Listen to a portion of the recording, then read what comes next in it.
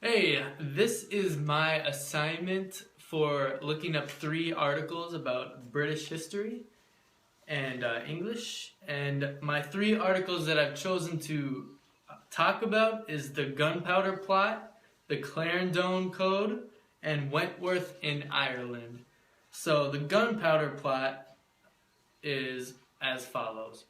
The relaxation of the fines imposed on the laity for absenting themselves from the English church service led to a great increase in this practice, which was known as recussancy, whereby so much uneasiness was caused that after another 12 months the laws were again enforced with their old rigor.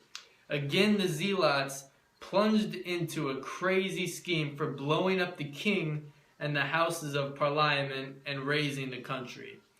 At the moment when the execution of the plot was at hand, one of the conspirators gave a hint to a kinsman of his who was a peer, and he also conveyed to his fellow conspirators a warning to escape while there was yet time.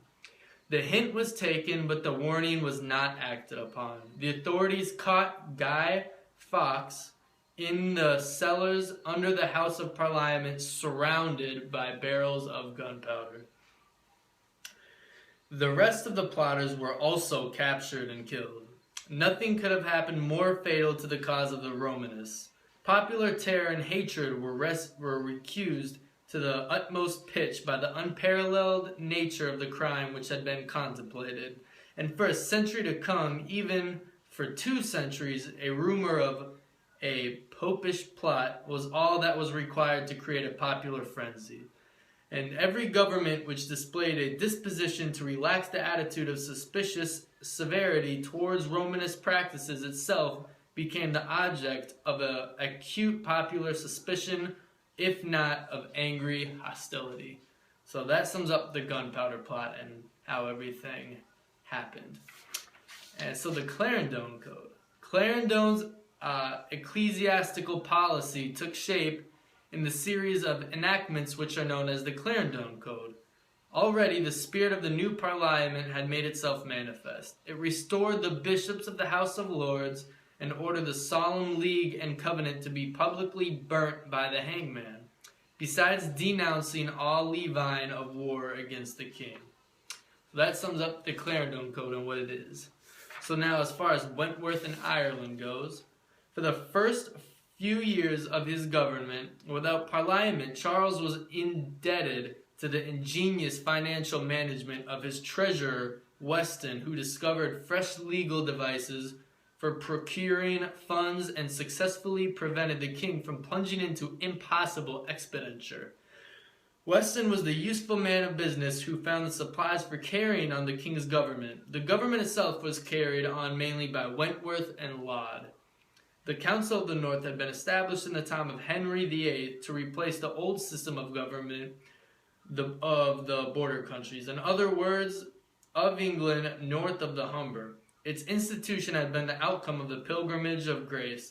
It had been endowed with large arbitrary powers, and the sway of its president was now almost despotic. Wentworth was a despot, sorry, I do not know that word, who ruled without fear or favor, but crushed all opposition with an iron hand. As between subjects, he enforced law untouched by considerations of the wealth, power, or influence of the persons concerned. As between the crown and the subject, he enforced the will of the government without any respect to law at all. Between subjects, stern impartial justice was to be dealt out. Between crown and the subject, justice was not in question.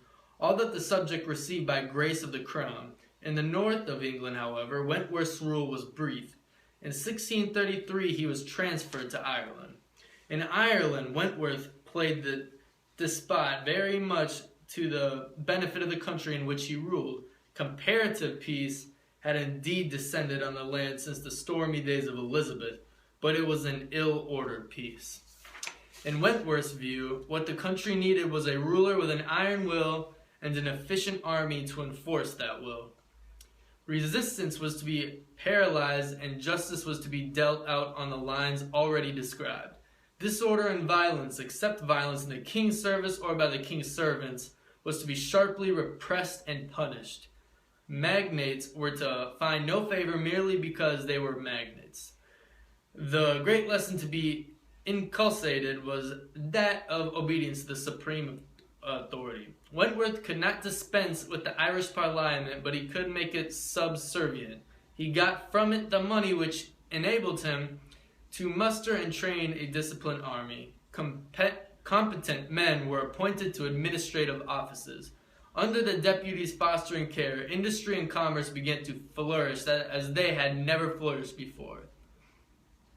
In particular, the Irish linen manufacture began to achieve that preeminence which it has maintained ever since.